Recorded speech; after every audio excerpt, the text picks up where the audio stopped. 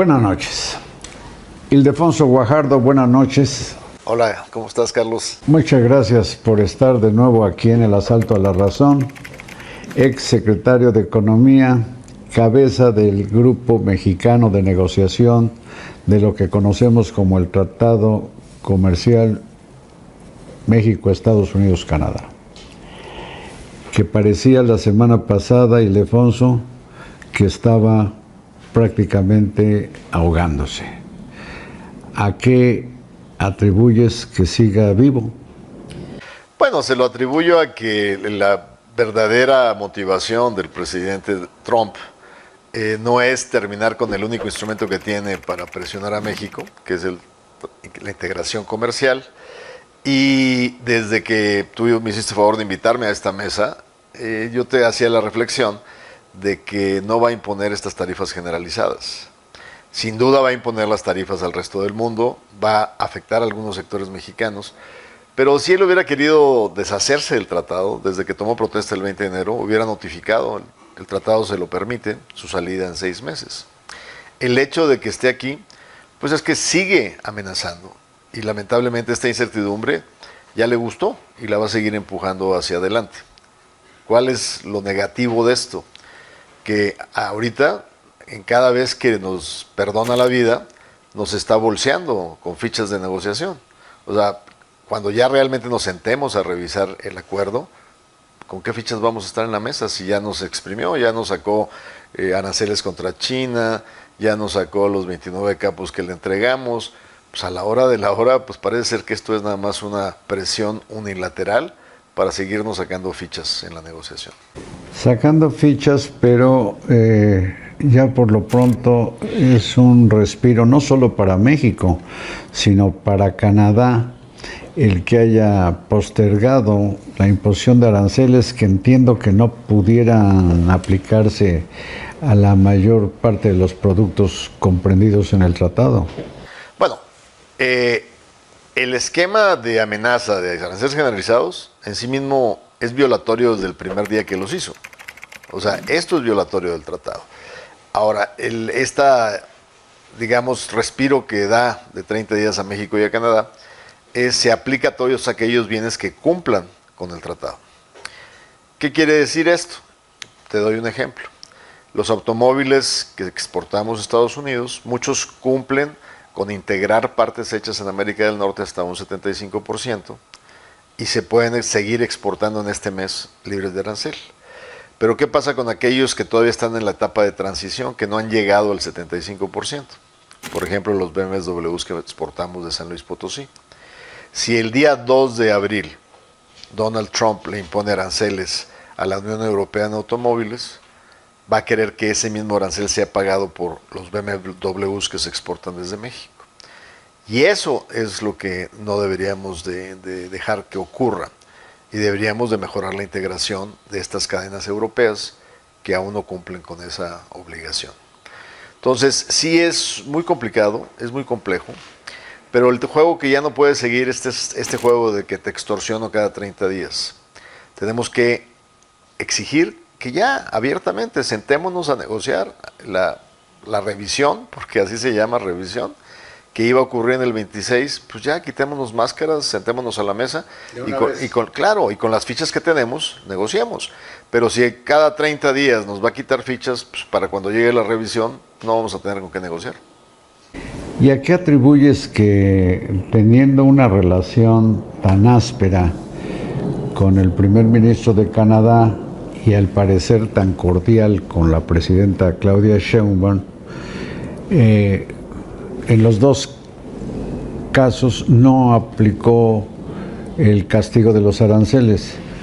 Porque la motivación de no aplicarlos es más bien una motivación de propia sobrevivencia, porque si realmente lo ejecutara, es clarísimo que al que le va a dañar, aparte de dañar a México y a Canadá, es a él.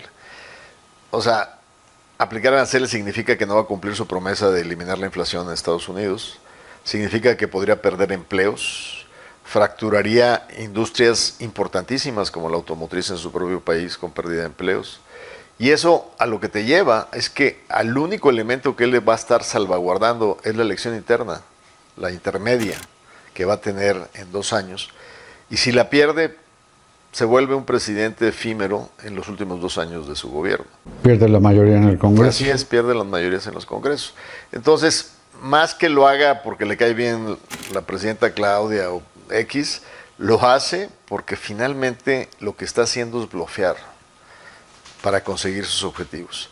El tema es que en algún momento tenemos que romperle el bluff. Si no le rompemos el bluff, vamos a seguir en este proceso de extorsión. ¿Aventura alguna o dos medidas con que podría México romperle el bluff? Por ejemplo, si después del 2 de abril él vuelve a decir que no es suficiente lo que hemos hecho y que va a imponer aranceles, decir, bueno, adelante, tome la decisión que usted tenga que tomar y nosotros tomemos la determinación. Y ya no darle más. Así es, o sea, si le estamos con todo gusto dispuestos a sentarnos en la mesa, pero no de la forma en la que usted lo está haciendo. O sea, cada 30 días extorsionarnos y sacarnos fichas de negociación. ¿Por qué es tan importante el acuerdo comercial que, dicho sea de paso, comenzó durante el Salinato? Acuérdate, Carlos, y tus audioescuchas y televidentes, claramente México tuvo un parteaguas. Antes de los 80s, después de los 80s, éramos una economía totalmente cerrada. Nos tardamos mucho en entrar a la Organización Mundial del Comercio, en una definición que se toma hasta el sexenio de la Madrid en el 85. Pero la entrada al GATT en aquel tiempo fue muy lenta. La desgravación, la apertura de la economía para permitir competencia de bienes y servicios era muy lenta. La visión que se impone en los 90s, con Mulroney en Canadá, Bush en Washington y Salinas en México, es abrir nuestras economías, aprovechar el mercado más grande del mundo, que es América del Norte, para poder tomar ventaja de ello. El modelo maquilador nos había dicho pues, que daba empleo, pero estaba diseñado de una manera muy raquítica. Había que realmente integrarnos. La integración, ¿qué permitió? Modernizar nuestro marco económico, porque cuando te juntas en una mesa de adultos, así por así decirlo económicamente hablando, pues no puedes tener leyes débiles en materia de competencia económica o de protección a la propiedad intelectual o de protección a la propiedad industrial o a las patentes. Entonces México, al incorporarse, se moderniza en sus leyes económicas y empieza a ser confiable para la inversión extranjera. La inversión extranjera que llega después de hacer el tratado creció de 12,000 millones a 24,000 millones a 36,000 millones. A mí me toca cerrar el sexenio que me tocó servir como secretario en más de 200,000 millones de dólares de inversión extranjera. Eso crea empleos, crea actividad económica, se transforma la geografía del país. El Bajío, tú te acuerdas cómo era antes de los 90s y cómo es hoy, con clústeres aeroespaciales, clústeres automotrices, empleos bien pagados. Era exportación de fresas, básicamente. Era lo que más exportábamos, ¿no? Y ni siquiera eso, porque acuérdate que también teníamos restricciones sanitarias. El aguacate no lo podíamos exportar antes del tratado. Fue hasta la época de Zedillo cuando nos quitaron la restricción sanitaria al aguacate. Entonces, digamos que el país da un salto, ¿no? Digo, tampoco es una vara mágica. Lo que no hagas por ti mismo nadie lo va a hacer. Pero afortunadamente hubo efectos positivos. Se aprovechó la integración, se aprovechó la modernización del marco económico. Pero quedamos a deber también.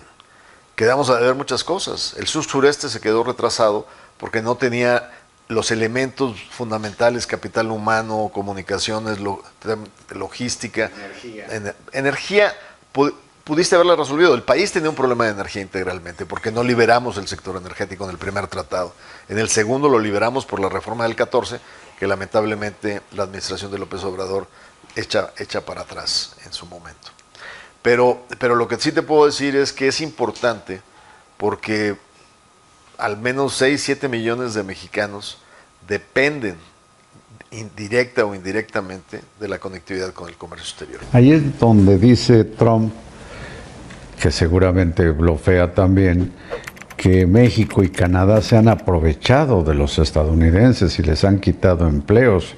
Inclusive dice esa cosa que me parece descabellada de que las plantas automotrices que están en México se regresen. Desmontar una planta automotriz se debe llevar años. Pero no solo desmontarla, cualquier diseño para un nuevo modelo no se hace en 12 meses, se hace en 36, 48 meses para responder al mercado.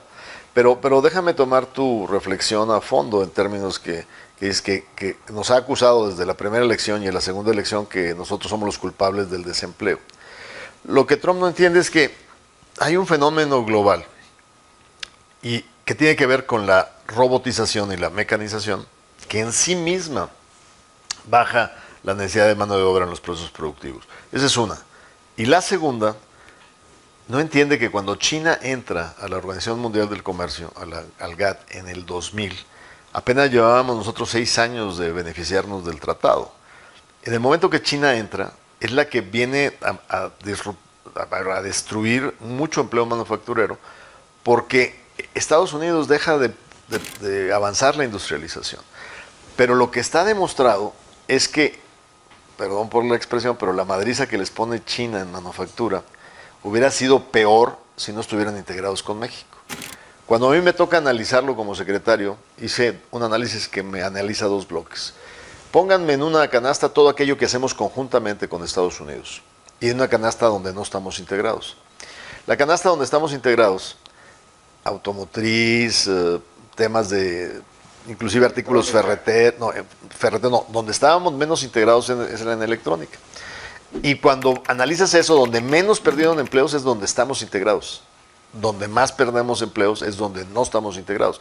México ha sido una manera de bajarle al impacto de China sobre la manufactura en Estados Unidos. Con algo adicional, que las manufacturas chinas se supone que proceden de algo así como trabajo esclavo, porque tienen plantas, tengo entendido, en alta mar, en aguas internacionales, no pagan impuestos, piratean, hacen productos a veces mejores que los de patente y... Pero lo más importante es que tienen subsidios. Y subsidios que hacen competencia desleal. Vamos a entrarle a los subsidios, porque en México se están subsidiando también algunas cosas que vale la pena contemplar a la luz del Tratado de Libre Comercio. Él es Ildefonso Guajardo.